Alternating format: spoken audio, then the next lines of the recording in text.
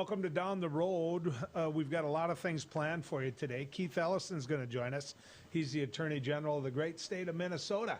He's got a little bit different take than what Wayne Stangeum did on the lawsuit that the Supreme Court wouldn't hear, that we found out on Friday or Saturday. I forget what day it was that we wouldn't hear.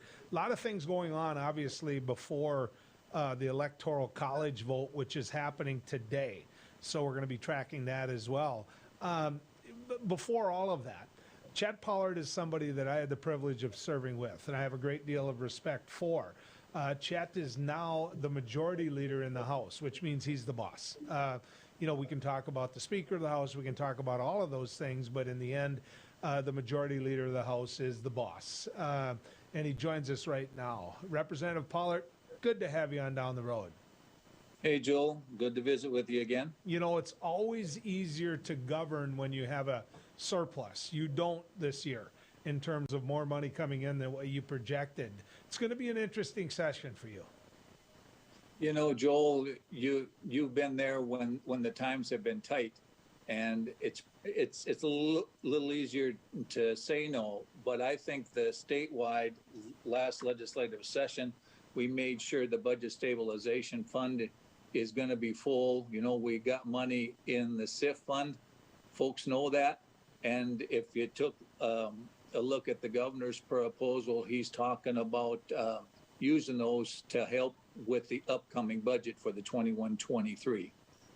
Well, we'll talk about that. There's some projects there we have to get to, but obviously what made news recently was the House and the Senate agreeing on the rule that if you're going to come into the chamber, if you're going to sit there, if you're going to come into hearings, you're going to wear your mask. That was fairly controversial against with some of your members. How did you work this through? You know, what it was gone through was we had to work it through the Rules Committee. And so the Rules Committee for the Senate, you know, they have their own set of rules for how the Senate runs, and the House has their own rules. But at the same time, though, I had some members on the House side who went to talk to the Senate side, and they come up with some similar proposals to come forward as far as testing, temperature taking, such as that, and when and how come and why. And so once we had that, and then it went to the Rules Committee, and we passed it out and came to the floor. Of course, the temporary rules were more of a debate than what the permanent rules for the regular session are going to be starting in January. But that's where the main debate came from, and then it just stemmed over for the permanent rules. I just lost a friend, another friend, I should say, to COVID, and a coworker over the past weekend, and so it's serious. Are all of your members taking it serious enough? I would say the greatest majority of us are, yes. For those folks who don't want to have a mask mandate, and they look at from the point of individual liberty and personal freedom, they're not as wild about the mask mandate.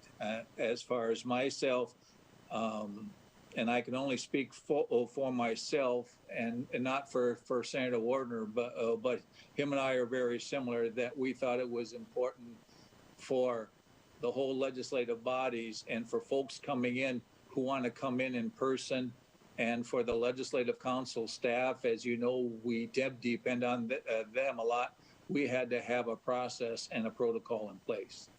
Now, there's word out that some of your members knew they were sick or knew they had come off COVID just a short period of time, and that they still came to the organizational session anyway, causing some individuals around the Capitol that had children that had to quarantine, and the kids didn't get to go to school because of that.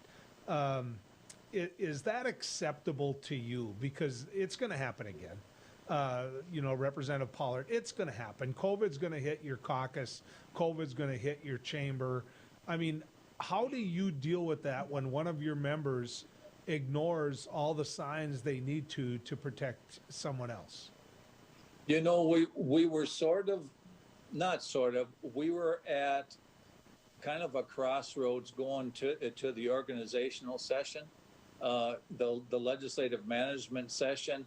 That was done under the interim committee guidelines, and then the org session. If we had to adopt the temporary rules, and the final rules didn't get adopted until Friday, so there was a little more leeway there than what we wanted to see, but that's what happened. And so now the protocols are in place. You know, it says masks / face shields. And we did see a pretty good, I thought a really good response when we had the face shield wording in there. Now there were, and I can't say how many, Joel, left the floor to go to another to another room, but what I was seeing was people wearing the mask or wearing the face shields. I do believe, though, that we've got to stay on top of making sure that they're fully worn. Well, I would add to this, and it's probably more personal because it's my home district, but you can't keep an eye on it, Chet. I know that. You've got a lot of things to do on the floor of the House. You've got a huge caucus, and so any 1 or 2 or 3 caucus members, you know, you can't keep your eye on them all the time. But, you know, one of my House members from my legislative district, Sebastian Hurdle, he stormed out because he was mad about the rule. On the Senate side, even more so that you can't control anything at all. My state senator, Jason Heitkamp, won't wear it over his nose.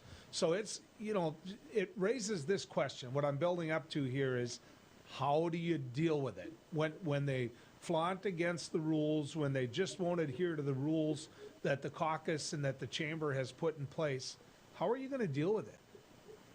You know, I'm not one of those who wants to come down with the heavy hand that way. I think it's going to take a lot of communication.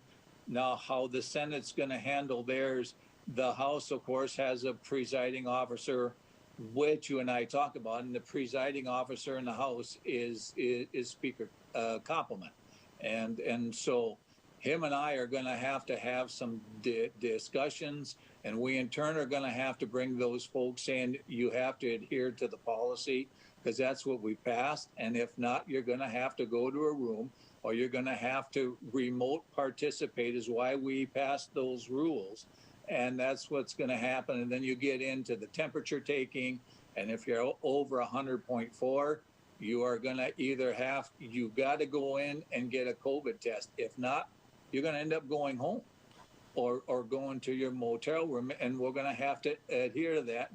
And I don't want to say the sergeant at arms is going to have to be involved, but that's in our rules. So 2 points there. Number one, a lot of people probably asking if the governor's put this in place and they have to adhere to it at their place of business or around where they are when the governor put a mask mandate in, then why wouldn't the legislature have to do it, period? And I just want to emphasize that the legislature makes up its own rules in the chamber, and it needs to be that way. It needs to be that way because if not, then the governor could rule a lot of things in that chamber. So as a former state senator, I completely support you on that, Representative Pollard. But the other thing I want to bring up is you're about to pass laws. You're about to put policy into place, into laws. So if you have certain members that don't want to live by the rules that you put in place, why should I follow the laws that they put into place?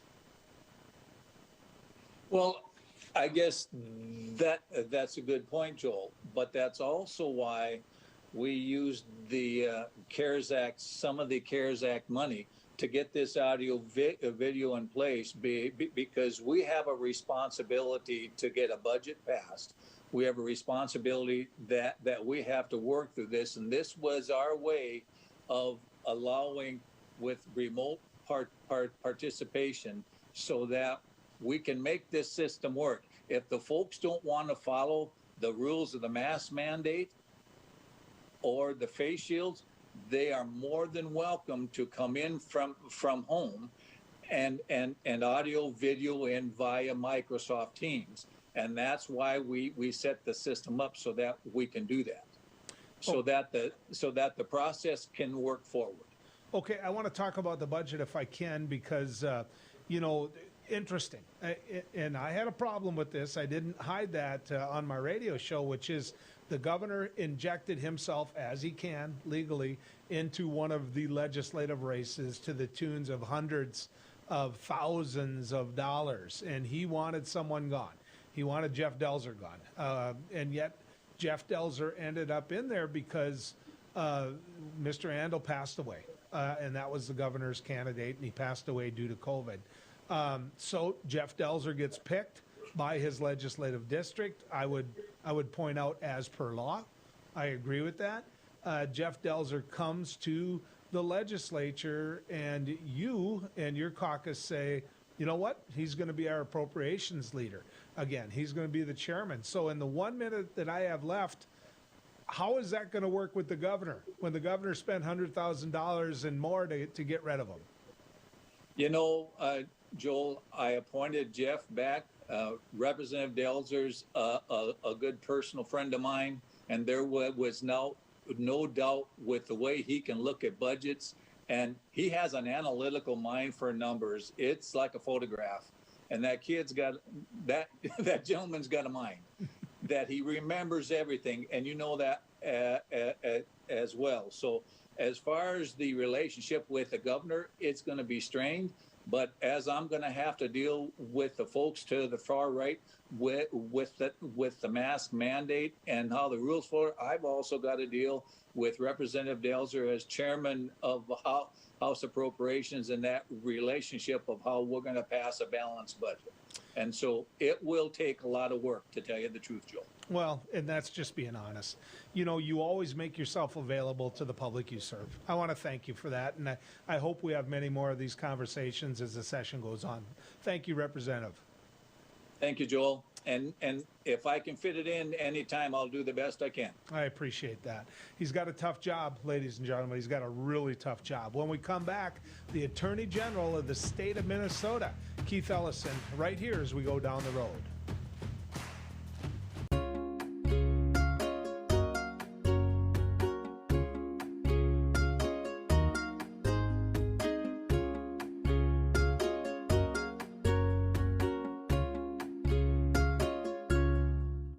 Capital City Restaurant Supply is your one-stop shop for quality restaurant products for the large to small kitchens.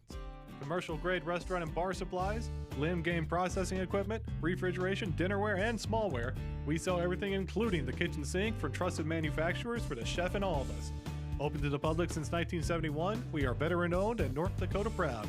Let us take care of your restaurant and home kitchen needs today by visiting us at 1414 Interstate Loop in Bismarck or on the web at capitalcityrestaurantsupply.com.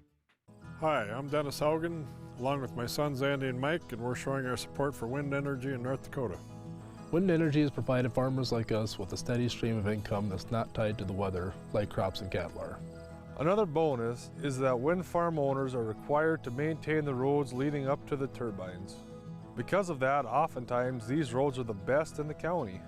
Wind energy is good for landowners, it's good for the land, it's good for our economy, and it's good for North Dakota. For the greatest selection and full menu offering is the Four Seasons Restaurant and Ice Cream Parlor in Garrison. Succulent sandwiches, big breakfasts served all day, and delicious desserts.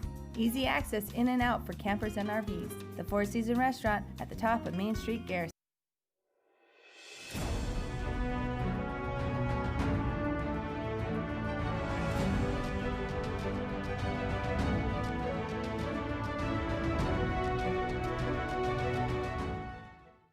Are you a thrill seeker, sightseer, or day tripper? The Ford Bronco Sport SUV is built for you. Four Bears Casino is giving away a 2021 Ford Bronco Sport loaded with a ton of interior space, safari-style roof, smooth suspension for any terrain, and easy-to-clean surfaces. Qualify now just by playing your favorite slots at Four Bears Casino. Double points on Sundays. Also get in on Super Senior Wednesdays, slot turning Thursdays, and hot seats on Wednesdays and Thursdays. Spin into Four Bears Casino and Lodge for chances to win.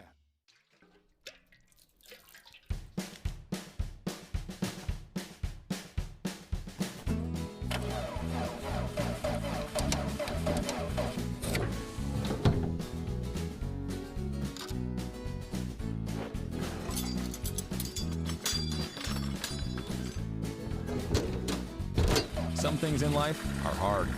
That's why banking shouldn't be. Cornerstone Bank.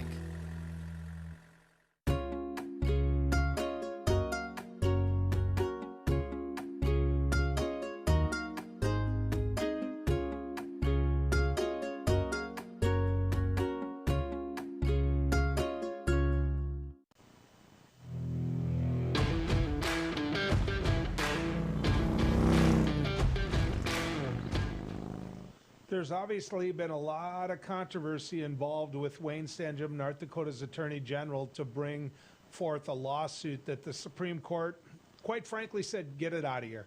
They didn't even consider it. In fact, the most conservative members of the court threw it aside. I had a chance to visit with Minnesota's Attorney General, Keith Ellison. Take a listen to this. We're joined now by the Attorney General of the great state of Minnesota. That is Keith Ellison. Mr. Attorney General, good to have you on with us. Well, great to be with you, Joel. How you doing? Doing well. I want to compliment you. You saved your state the embarrassment of what other states have right now, which is the ridiculous lawsuit that was in front of the Supreme Court. Were you even asked to sign on that, or did they already know you wouldn't? Well, they knew I wouldn't, but we also pulled together to file an amicus saying that this lawsuit was ridiculous. So there were a number of us attorneys general who said this was the wrong thing. And by the way, it wasn't a totally partisan thing. There's a number of Republicans AGs who knew this was wrong and knew it was subversive to democracy itself. Certainly disrespectful to all of the hardworking electoral workers. I mean, you see the folks who show up every election. They're sitting at the booth. They're taking our ballots. They're processing them. A lot of those folks don't get paid. Many of them are seniors. And to say that all these folks in all these states are just liars and cheats, I just found that to be absurd and ridiculous. Some of the people who signed on to that thing themselves won election in the states where they were saying the election was fraudulent. So how does that work? Everybody except you, so it's just really, it was it was a low point, and I hope they learned something because it was an ugly display. Is there any price? I mean, you live in this world. I don't. Other than politically, other than at the ballot box or kind of how history treats you, on the legal side, is there any price you can pay for bringing a lawsuit like that forward? Well, actually, yes. There's something called Rule 11 sanctions, and I think they're appropriate in this case. The lawyers, if you bring a frivolous lawsuit, you can actually get in trouble with the court. And I don't know why these guys are not in trouble with the court for bringing in a patently absurd, ridiculous lawsuit. And no lawyer who, everybody who went to law school and passed the bar knows this case was without merit. And so how they figure they are going to just do it and get away with it, I don't know. I guarantee you, if you had some some lawyer just out of law school a couple of years who filed some gross lawsuit with no merit, they'd actually be worried about their ticket. And I mean their license. Was it surprising to you how tough the Supreme Court was on them? I mean, we know the makeup of the Supreme Court now, and we also know that the president was going to bring as much backlash as he could once he lost, which was no big surprise to anyone that can read. So are you surprised at the verbiage that the Supreme Court used to basically take these guys to the woodshed? Let me tell you why I'm not surprised. I'm not surprised because the Supreme Court now is actually conservative, meaning that they're going to conserve the rule of law. They don't want to make big changes. They're going to do the traditional thing. That's what it means to be conservative, to look back at tradition, to look back at what you've been doing and say, you know what, it must have worked because it got us this far. Let's stick with it. These guys we're talking about are not conservatives. They're actually radicals who call themselves conservatives. They want extreme change, not based on anything except for their whim. That's not a conservative position. The Supreme Court is a conservative institution, and it said none of this nonsense. I saw what happened in the streets of Washington, D.C., a place where you served as well, and it looked to me like, well, quite frankly, it looked like Nazi Germany. It was disgusting to me to see. You're the chief law enforcement officer for the state of Minnesota. What can be done in the district? What should be done in the district, and how do you catch people that are just mercilessly beating people in the streets like that? Well, I mean, quite honestly, public safety is a comprehensive thing. It starts with everyone knowing that everyone's going to be held accountable. It moves then to having presence and assuring that you have a fair administration of justice. The way that Trump has operated in the District of Columbia has said two things. One, if you're on my side, you can do whatever you want. If you're not, you better watch out. And because he has operated that way, remember what he did at that church only a few months ago, where he cleared a bunch of peaceful protesters out in front of that church and then lifted up a religious document.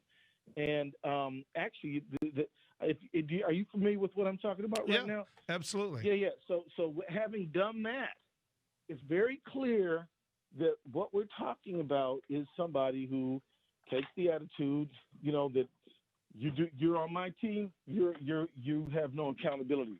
You're not on my team, woe to you. So that's how Trump runs. That is the prescription for a society like that.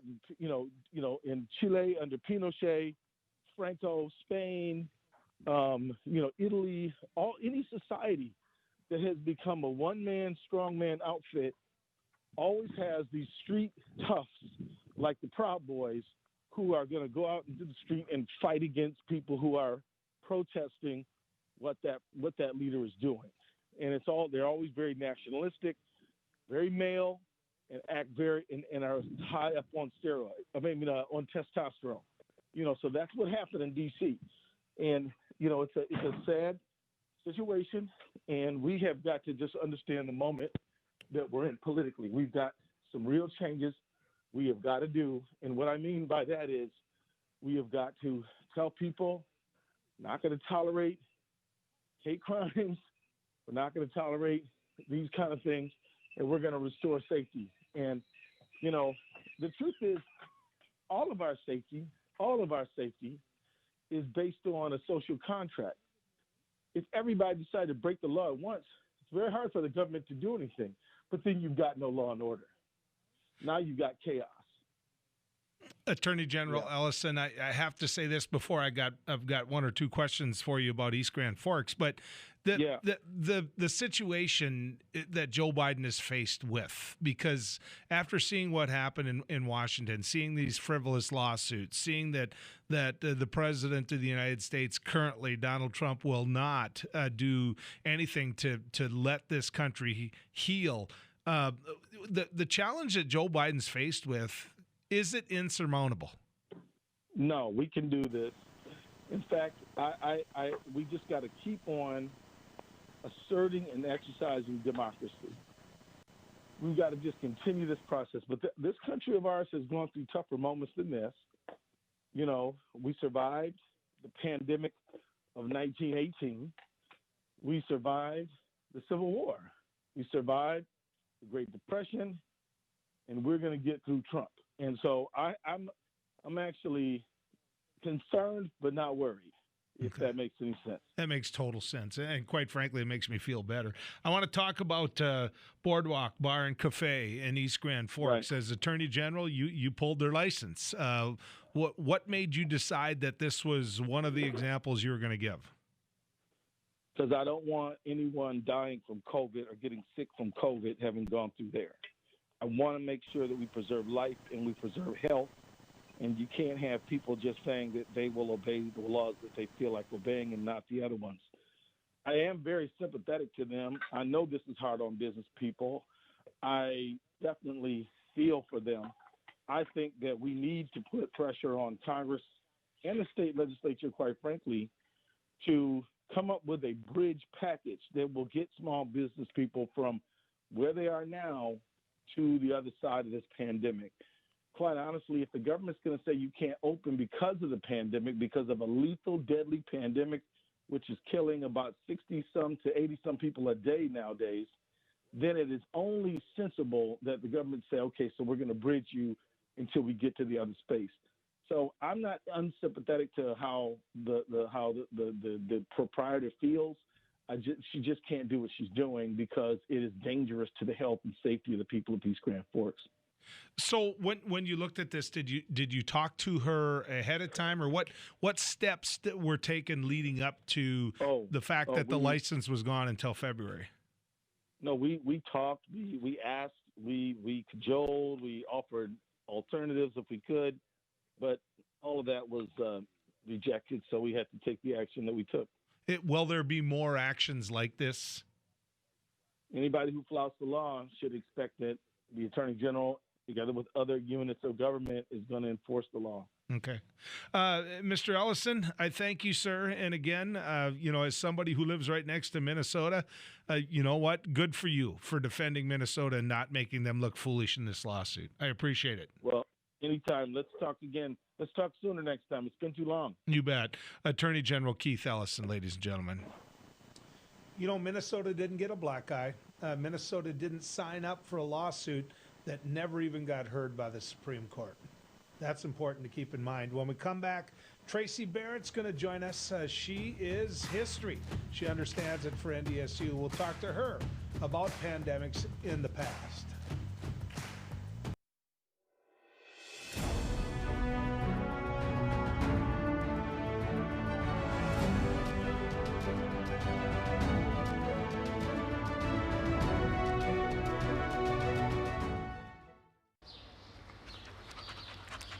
Jeez, what a mess. Look at that. There's roof stuff everywhere. It's so embarrassing. Ruins the neighborhood. Come on, humans. Let's get this fixed.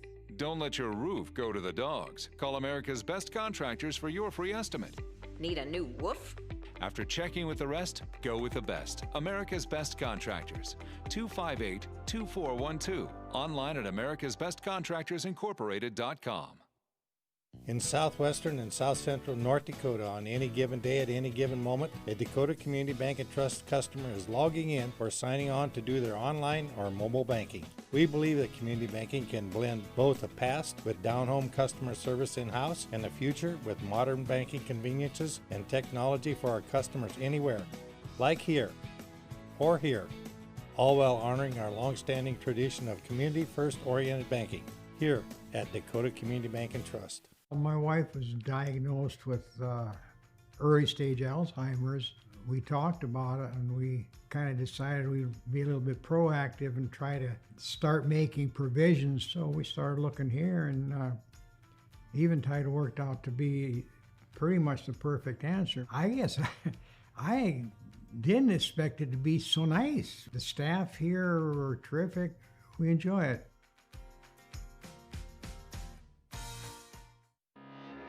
They say when the going gets tough, the tough get going. At OK Tire, we're here to keep you going. From Firestone tires and replacements to retreads and even Firestone tracks, we have you covered. Our certified Firestone experts are ready to get you back up and running, no matter if you're on site or in the field, saving you time and money. OK Tire, we keep the tough going. Now is the best time to plan for your 2021 farm equipment needs. North Dakota-based Summers Manufacturing is currently offering early order savings. Take advantage of big savings on North America's broadest tillage line, including the Super Kohler Samurai and the innovative BRT Renegade, as well as the best built, best backed land rollers in the industry. Talk to your Summers dealer today or go to summersmfg.com to learn more about early order savings available on all Summers equipment.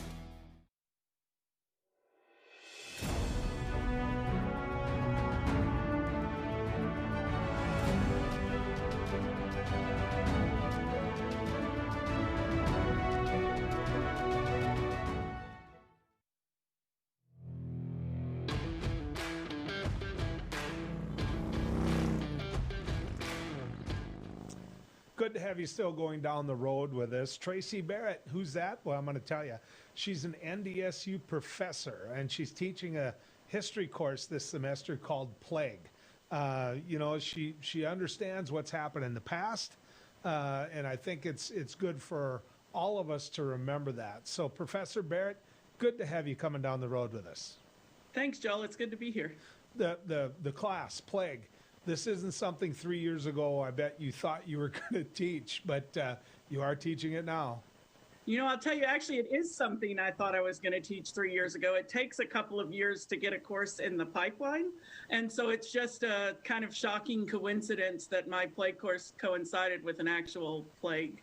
Interesting. That's really interesting. Okay, so how come? I mean, 3 years ago, you didn't know about COVID. I mean, what caused you to go down that road 3 years ago where you were trying to work it into the system?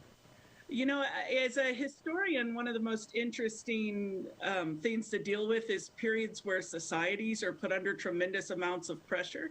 And that's where you see kind of stigma emerging. That's where you see governments succeeding or failing. And that's kind of where you get at the heart of what humanity is actually like. And so it provides a really great kind of playground, if you will, from a pedagogical perspective for helping students understand how these ideas emerge and change over time. So remind me to find out how we're doing now, grade-wise, because that's what you do for a living is grade. But I want to go back to 1918, and I want you to paint a picture, if you would, of what America was going through then and how it reacted then.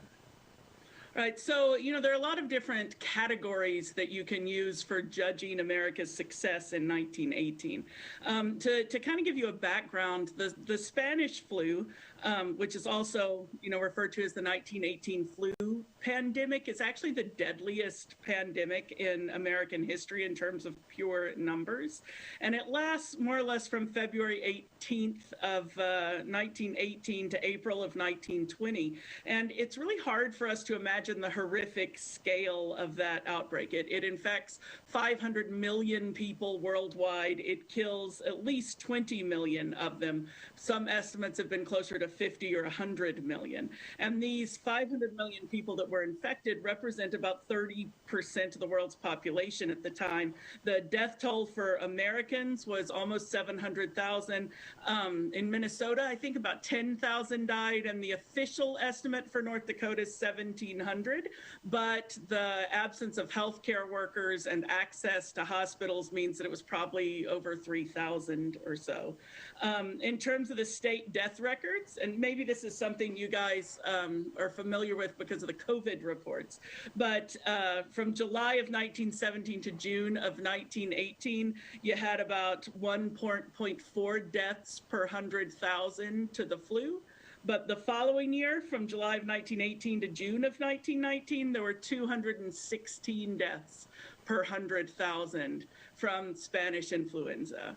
So how did the public react to that? Some of what we just saw was, I mean, right now we're some people just won't wear a mask. Heaven forbid they'd actually wear a mask. Some of the footage we just saw right now, back in 1918, people were wearing masks. How did the public react to the pandemic that was going on then?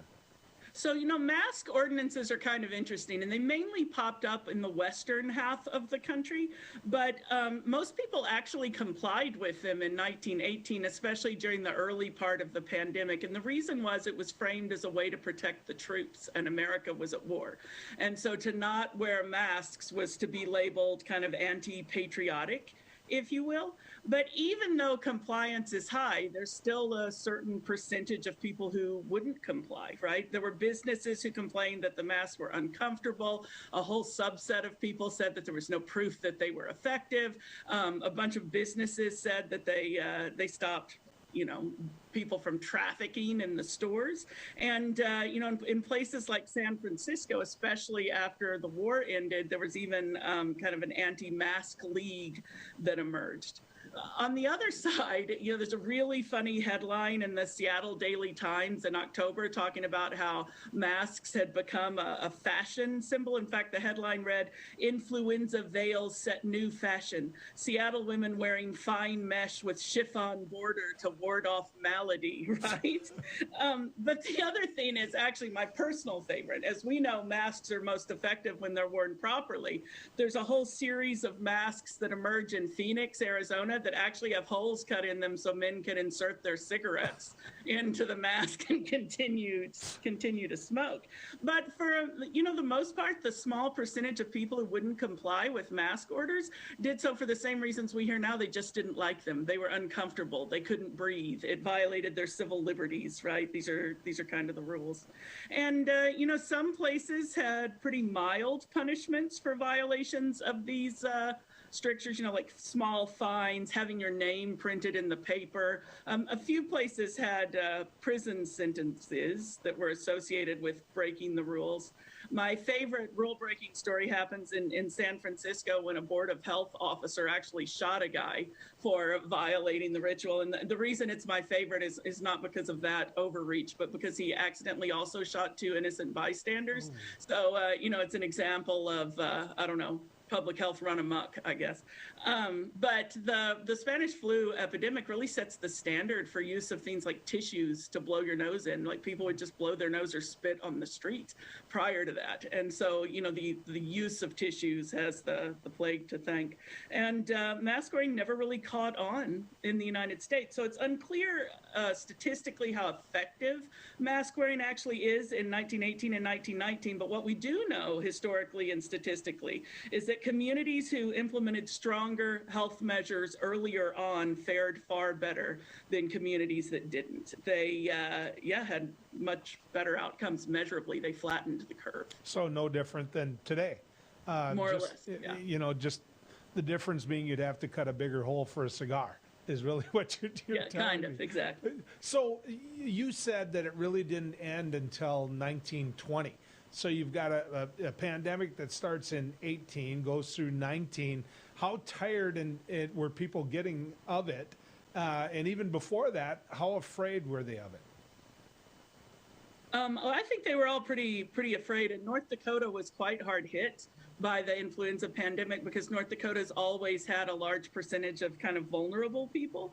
But in addition to that, there was quite a shortage of healthcare workers, right? Doctors and nurses on the front line were overwhelmed. An article in 1918 in the Forum in October says physicians and nurses are near breakdown as epidemic continues, right? And these hospitals were overwhelmed. And in North Dakota, at least 30% or more of doctors and nurses were away in the service. And so the shortage in healthcare workers was even more intense. And that meant that makeshift hospitals were established across the state. Places like Rame and Bowman and Scranton had these emergency makeshift hospitals in these small towns, and people were being nursed by teachers who had, the schools were closed and teachers became volunteer nurses to fill the role.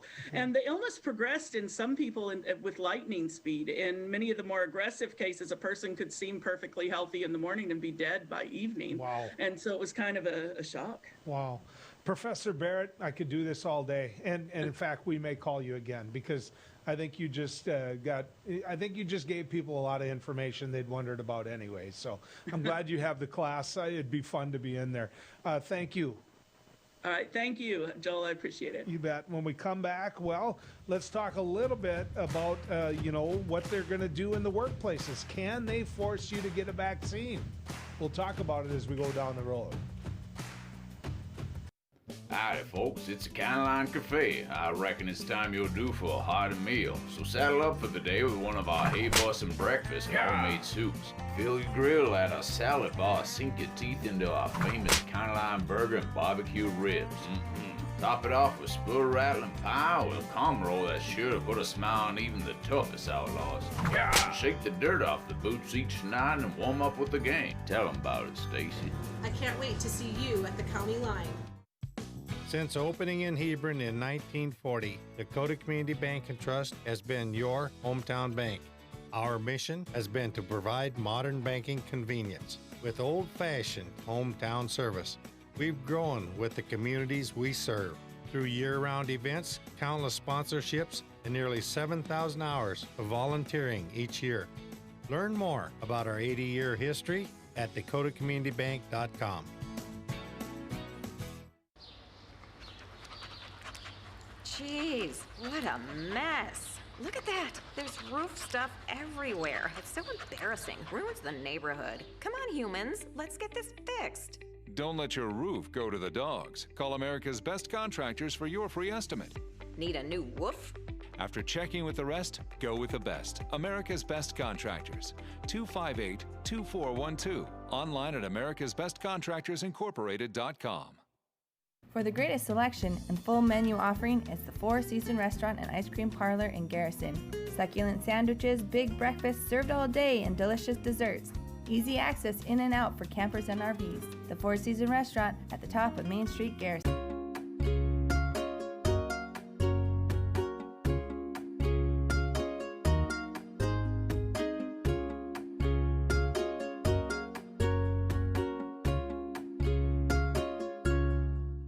Are you a thrill seeker, sightseer, or day tripper? The Ford Bronco Sport SUV is built for you. Four Bears Casino is giving away a 2021 Ford Bronco Sport loaded with a ton of interior space, safari-style roof, smooth suspension for any terrain, and easy-to-clean surfaces. Qualify now just by playing your favorite slots at Four Bears Casino. Double points on Sundays. Also get in on Super Senior Wednesdays, slot turning Thursdays, and hot seats on Wednesdays and Thursdays. Spin into Four Bears Casino and Lodge for chances to win.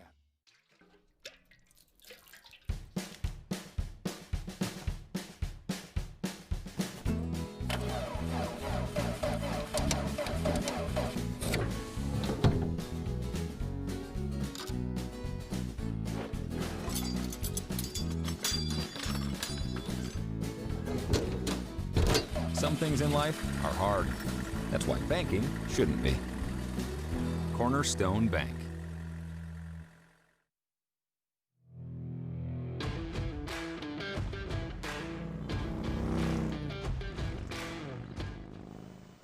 What are you going to do if you manage people, if you work right next to an individual, like many of us do? What are you going to do to make sure that they get vaccinated? Can you do anything? Quentin Brogdon is a legal expert, and he's willing to give us some of his time to talk about this. Quentin, good to have you going down the road with us. Thanks for having me on, Joe. Want to talk a little bit, if we can, about what you can do. The very question that a lot of people are asking, because they're going to work right next to somebody that won't take the vaccine, or they're going to see their healthcare costs go up because people won't take the vaccine. It's going to be tough to get herd immunity without it. So what legally can you do? Let's first start with the idea, Joel, that just because you can do something legally as an employer doesn't mean you necessarily should. But to talk about the theoretical issue of what you can do, probably, and some of your listeners as employees may not want to hear this, probably you as an employer can require your employees to take the vaccine, particularly if they work in high-risk occupations, if they're nurses or work in a nursing home. But even white-collar workers or restaurant workers probably can be required by employers to take the vaccine under the law unless they have a sincerely held religious belief. There's a law called Title VII, a federal law that comes into place, or they have a disability under the American with Disabilities Act that makes them very susceptible to harmful side effects from the vaccination. Then as an employer, you have to reasonably accommodate, if you can, those employees. So it's really no different than when we all went to school, right? I mean, they asked you if you had your shots. I mean, what you're saying, Quentin, is it's no different than that. That's right. Now, you, as a condition of continuing in school, or your parents continuing in when you're a young child, must have your vaccination. That's something the state, sometimes obviously private schools as well, require as a condition of getting that free schooling or the schooling that you're paying for if it's private. It's a little dicier when it comes to employers, but the laws are pretty clear that public safety generally trumps the rights of employees. It's a balancing test. It varies case to case. You look at the type of job involved, but probably in any type of employment right now, because of this vaccine and the health and safety risk posed by it, because of the pandemic rather, and the health and safety risk posed by it, a mandatory vaccine would probably pass legal muster. So obviously I work in TV and I work in radio. I work in two different forms of media. you know, I realize that's a little bit different than being a healthcare worker. My wife is a healthcare worker. You know, if you're the healthcare industry, in our particular area, Sanford is the big player. You've got Catholic Health and you've got Sanford as two of the big players that are out there across the state that's listening to you right now. If I'm going to Sanford Hospital and one of those individuals there hasn't taken the vaccine, has been unwilling to take the vaccine, I don't want to go there. I mean, I don't want to go there. And so I understand the right that the hospital would have, but does the worker have any recourse? Do they, if they take it and some of the fears that they have of it really become true?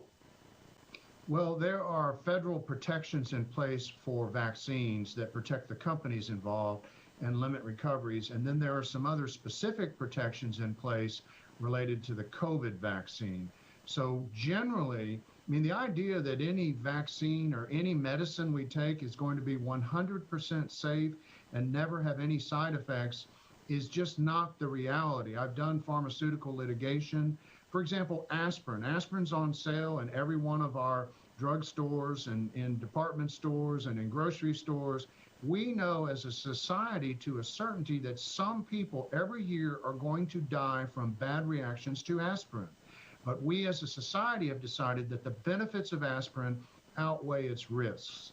That's not to equate directly aspirin to the vaccine, but the benefits of the vaccine, our government and society have decided outweigh the risk. And yes, there are some risk and there will be some bad side effects, but for most people, the vaccine has been determined to be safe. Can you bring a case concerning one vaccine over the other? You know, they're being administered differently. Some require 2 shots, some require 1 shot. I mean, can you make a legal argument that I should have had then this vaccine? You could, but it's not the kind of case I can tell you that I would be interested in taking. In fact, I'm not probably would be interested in taking any vaccination case because many of the jurors are going to believe that, yeah, there are risks in a vaccine, there are risks in a polio vaccine, there are risks in a measles vaccine, there are risks even in a flu vaccine, but the benefits outweigh the risks. And then there are caps and legal liability issues. We could spend a whole hour talking about those that make the cases very unattractive. Some would say deliberately unattractive to attorneys in order to incentivize companies to make and distribute these vaccines. What about a legal amount or a fiscal amount? I mean, what about, okay, we're going to, for example, on your taxes, we're going to give you $1,000 credit if you take the vaccine. If you don't take the vaccine, we're not going to give you that credit. Would that be an argument that, hey, it's the tax code? You can't treat one person differently than the other, even though I know we all are on taxes anyway. And it sounds like you're talking about the separate but related issue of the government requiring a vaccine versus an employer requiring a vaccine. Is that right? Yes, exactly. So, because I want to see if the government incentivizes this whole process. The government, there's a case from 1905, Jacobson versus Massachusetts, that went up to the United States Supreme Court. And in that case, the United States Supreme Court upheld the right of the state of Massachusetts to require a vaccination for smallpox, or the people who refused to be vaccinated would be fined the whopping amount of $5. I guess in 1905, that was quite a sum of money. Obviously, Obamacare was premised upon the idea not of mandatory purchase of health insurance, but you would pay a penalty at tax time if you didn't buy health insurance, because the thought was, and the theory was, the rest of us who bought it and paid our taxes were subsidizing you if you got in a car wreck, for example. So all of these things have been tried, and there's authority out there for the idea that a government could require it, they could impose a penalty of some type if you didn't get it. So we've been talking about if you won't get it. What about if you want it? What about if you're one of the ones that says, you know what, this pecking order that you put in place isn't fair. I deserve to have it just as soon as the other. What about that? Well, you start with the idea that governmental units are immune from lawsuits until and unless they specifically pass laws that say we can be sued in certain circumstances. That's how it is in every state. I've handled cases all across the United States. In every state, when you attempt to sue a governmental unit, the default is you cannot sue them. And then if you can and when you can sue them, only for certain types of decisions in certain types of circumstances. I can't imagine a lawsuit that says somehow the government, in making the decision about the priority of who gets vaccinated, made a mistake and it hurt me specifically. Because the priorities are pretty much the same as I've heard them in the news: first responders, those in high-risk occupations, and then we go from there. So having a jury or a judge jump in and second-guess that, I can't see that that would go very far at all, if you even could, in theory, advance a lawsuit. Quentin, if I ever get in trouble, put your cell phone away, because clearly you're bright enough where I may call you to get me out of trouble, okay? Thanks for coming on with us. I appreciate it. Thanks, Joel. Stay safe. You bet. You too. Take care. When we come back, some comments. We heard earlier from Attorney General Ellison, where he talked about a second-year law student would have known not to bring this case in front of the Supreme Court that said, get out of here. Some of the most conservative justices on the Supreme Court, basically in their comments about Attorney General Wayne Stangeum's case, were about as critical as you can be. So stick around. We'll have some comments for you right after this on Down the Road. Howdy, folks. It's a Caroline Cafe. I reckon it's time you're due for a hearty meal. So saddle up for the day with one of our Hey Boss and Breakfast homemade soups. Fill your grill at our salad bar. Sink your teeth into our famous Caroline burger and barbecue ribs. Top it off with spoon-rattling pie with a calm roll that's sure to put a smile on even the toughest outlaws. Shake the dirt off the boots each night and warm up with the gang. Tell them about it, Stacy. I can't wait to see you at the county line. Hi, I'm Dennis Haugen, along with my sons Andy and Mike, and we're showing our support for wind energy in North Dakota. Wind energy has provided farmers like us with a steady stream of income that's not tied to the weather like crops and cattle are. Another bonus is that wind farm owners are required to maintain the roads leading up to the turbines. Because of that, oftentimes these roads are the best in the county. Wind energy is good for landowners, it's good for the land, it's good for our economy, and it's good for North Dakota. Capital City Restaurant Supply is your one-stop shop for quality restaurant products for the large to small kitchens. Commercial-grade restaurant and bar supplies, limb game processing equipment, refrigeration, dinnerware, and smallware. We sell everything including the kitchen sink for trusted manufacturers for the chef and all of us. Open to the public since 1971, we are veteran-owned and North Dakota proud. Let us take care of your restaurant and home kitchen needs today by visiting us at 1414 Interstate Loop in Bismarck or on the web at capitalcityrestaurantsupply.com. My wife was diagnosed with early stage Alzheimer's. We talked about it and we kind of decided we'd be a little bit proactive and try to start making provisions. So we started looking here, and Eventide worked out to be pretty much the perfect answer. I guess I didn't expect it to be so nice. The staff here are terrific. We enjoy it.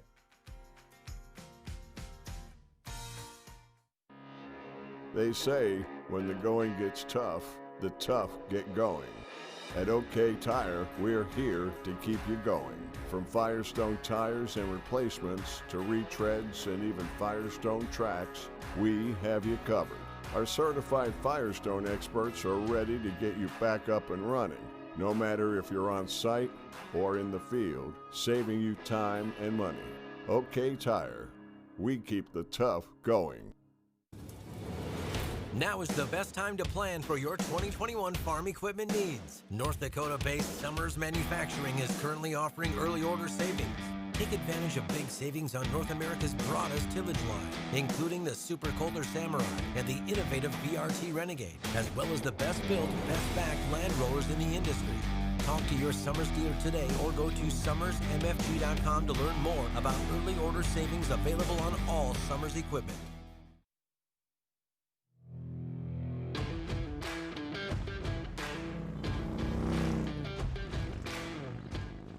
It's been a good ride today. A lot of information came your way here as we went down the road. A couple things got to get off my chest. We never should have been involved in that lawsuit. Wayne Stenjum, if he has any brain whatsoever, and he does. I served with Wayne in the legislature. He's not a dumb man. He did this for political reasons. He knew that it wasn't going to win, and yet he involved North Dakota in a lawsuit against other states that went to the Supreme Court directly because it could. And what did the Supreme Court say? They said, get out of here. Get out of here. So now North Dakota is one of, 17, 18 states that basically got told you don't understand federal law. And here's the other part. Wayne Stenjum, with that time I was with him in the legislature, was a champion, or at least he said he was, for state rights. That's right. States' rights was everything, as it was to the Republican Party. So let me ask you this. In the last 4 years, which party has changed the most? Which one? Is it my party? The Democratic Party? No, it's not. You might disagree with the policies. You might not like the party. They haven't changed. They haven't changed that much at all. Here's the one that has changed, the Republican Party. The Republican Party has turned into this party that is really the party of Donald Trump. They don't care about federal spending anymore. They don't care about states' rights anymore. And you know what? If you're in the in crowd, you've got it made because ethics don't matter anymore. And that's wrong. Also, the Electoral College has done its work. It has voted.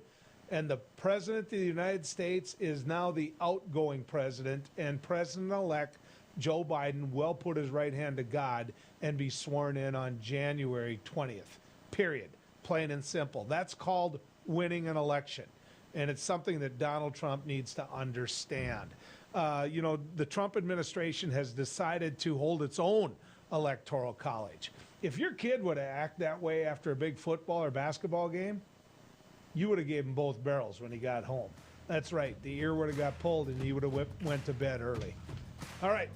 Good riding with you, folks. We'll see you tomorrow right here as we go down the road.